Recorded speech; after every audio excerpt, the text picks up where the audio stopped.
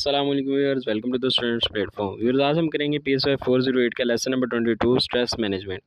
Stress management के अंदर हम देखेंगे सबसे पहले reducing stress reaction. Stress management, stress को कैसे मैनेज करना है, कैसे इसके रिएक्शंस को हमने कम करना है। हेल्थ साइकोलॉजिस्ट में बहुत सी स्किल्स का इस्तेमाल करके स्ट्रेस को ओवरकम किया जाता है, इस पर करने पर जोर दिया जाता है। स्ट्रेस के साथ कोप करने की स्किल्स हम कंटिन्यूली अपने माहौल से सीख रहे होते हैं, हमें कोई सिखा नहीं रहा होता। हम अपने लाइफ के तजुर्बात से सीखते हैं, लेकिन बाज़ औक़ात ये एक्सपीरियंसेस हमें स्ट्रेस के साथ कोप करने के लिए काफ़ी नहीं होते।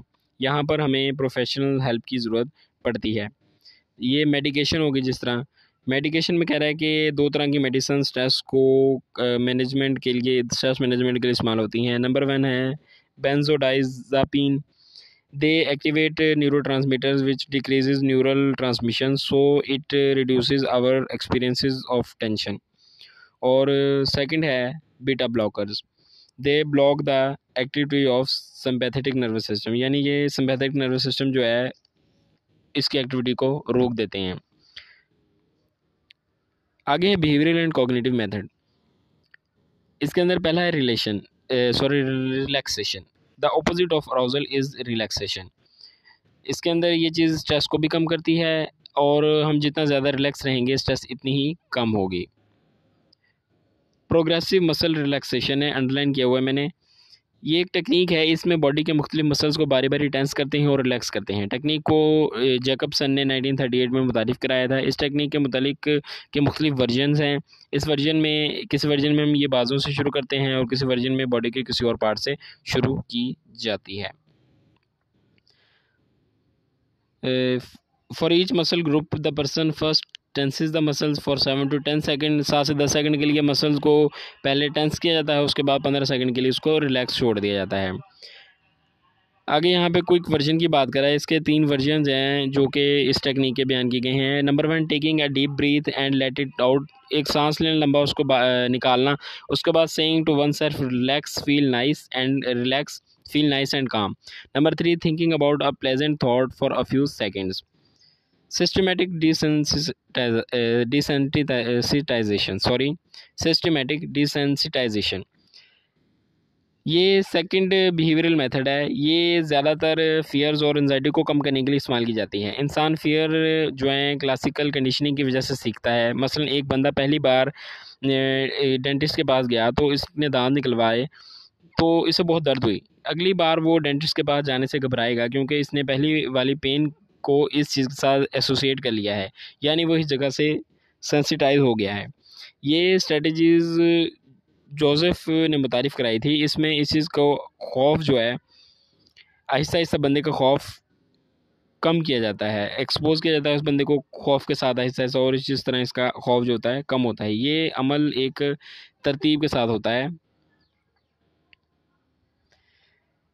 इसके अंदर एग्जांपल दी है किस तरह के, पहले वो एग्जांपल ले लें डेंटिस्ट वाली, उस बंदे वाली जो डेंटिस्ट से डरता है। कि पहले कहा जाता है कि सोचो कि आप डेंटिस्ट के कमरे में हो और अपने लिए नहीं बल्कि आपका दोस्त उसके साथ आप बैठे हो, आगे आपके दोस्त अपना इलाज करा रहा है, आप सिर्फ उसके साथ बैठे हो। और इसके बाद पिक दिखाई जाती है कि पिक की तरफ देखो, डेंटिस्ट बैठा हुआ है जिसका फेस बहुत स्माइली है। इमेजिन करो जिस बंदे का डेंटल एग्जामिनेशन हो रहा है वो बड़े सुकून से बैठा हुआ है। डेंटिस्ट को अपॉइंटमेंट के लिए कॉल करने के लिए कहा जाता है। सोचो कि आप डेंटिस्ट को अपॉइंटमेंट के लिए कॉल कर रहे हैं, फिर बाद में कहा जाता है कि असल में कॉल करो। इसी तरह ये स्टेप बाय स्टेप चलता है, यानी कि स्लोली एक ख़तरा जिससे वो डरता है उसके साथ उसको एग्जामिन किया जाता है। पहले लो लेवल का ख़तरा, फिर आहिस्ता आहिस्ता उस चीज़ को बढ़ा दिया जाता है। इस तरीके से बंदे का जो ख़तरा होता है, डर होता है, वो ख़त्म हो जाता है। बायो फीडबैक क्या है? ऐसी टेक्निक जिसमें इलेक्ट्रोमैकेनिकल डिवाइसेस की मदद से हम अपनी फिजियोलॉजिकल तब्दीलियों को मॉनिटर करते हैं, मसलन पल्स रेट, हार्ट रेट वगैरह। इसका मकसद ये है कि सब्जेक्ट को खुद फीडबैक आ जाए, खुद पता चल जाए कि इसमें क्या तब्दीलियाँ आ रही हैं। कह रहा है कि फ़र्ज़ करें एक बंदे को नेक में पेन हो रही है, इसे टेंशन की वजह से डिवाइस किसी टेंशन की वजह से ना, तो डिवाइस इसे इंडिकेट करेगा कि वो किस पोजीशन में नेक को रखता है, तो इसकी टेंशन ज़्यादा और किस पोजीशन में कम होगी। मॉडलिंग क्या है? मॉडलिंग लर्निंग विद ऑब्जर्वेशन, देख के सीखना। इसमें इंसान दूसरों को, अपने मॉडल्स को ऑब्जर्व करके सीखता है। जो चीज़ें हम माहौल में देखते हैं इनका एक ख़ास असर हम पर पड़ता है और इसी के नतीजे हम चीज़ों को सीखते हैं। मॉडलिंग को हम दो तरीक़ों से सीख सकते हैं, सिंबल्स के ज़रिए यानी कि इमेजेस या फिल्म्स के ज़रिए, और दूसरा रियल लाइफ के रोज़मर्रा की ऑब्जर्वेशंस के ज़रिए। आगे हमारी आती है जिस appraisal approaches focusing on cognitive processes. ये ऐसी टेक्निक्स हैं जो हमारे सिम्टम्स बिलीव्स पर फोकस करती हैं, बिलीफ सिस्टम पर फोकस करती हैं, हमारी कॉग्निशन पर फोकस करती हैं। इसके अंदर कह रहा है कि इस मकसद के लिए हम मेथड इस्तेमाल करते हैं वो कॉग्निटिव रिस्ट्रक्टिंग का काम देते हैं, यानी कि कॉग्निटिव रिस्ट्रिक्शंस का काम देते हैं। इसके अंदर कह रहा है कि रिस्ट्रक्ट, ये लफ्ज़ लिखा हुआ है रिस्ट्रक्टिंग कहते हैं इसको, कि एक नए कॉन्स्ट्रेंट बनाना, नए सिरे से तरतीब देना। इसे आर्नल्ड ने इंट्रोड्यूस करवाए थे इस मेथड को। इस टेक्निक में स्ट्रेस पैदा करने वाली थॉट्स को इसके ऑपोजिट थॉट्स के साथ रिप्लेस कर दिया जाता है। इसी तरह एक टेक्निक है RET, rational emotive therapy. It is use for this purpose. हमारे इरेशनल बिलीव स्ट्रेस पैदा करते हैं, इन बिलीव्स को रैशनल बिलीव्स के साथ हम रिप्लेस कर देते हैं। व्यूअर्स, लेसन हो गया आपका कंप्लीट। मिलते हैं जल्दी अपने लेसन 23 के साथ। मेरे ख्याल से मैंने जिस तरीके से आप लोगों को समझाया है, प्रोनाउंसिएशन और इसके अलावा कोई शोर वगैरह हो रहा है तो उसको तो इग्नोर कर दीजिए ना प्लीज़। बाकी मेरा मकसद आप लोगों को तक चीज़ क्लियर करना है, सादा अल्फाज में शॉर्ट टाइम में आप लोगों को चीज़ समझाना है, और वो मैंने अल्हम्दुलिल्लाह अपनी पूरी की कोशिश की है कि आप लोगों तक पहुंचा दूं अपनी ये चीज़।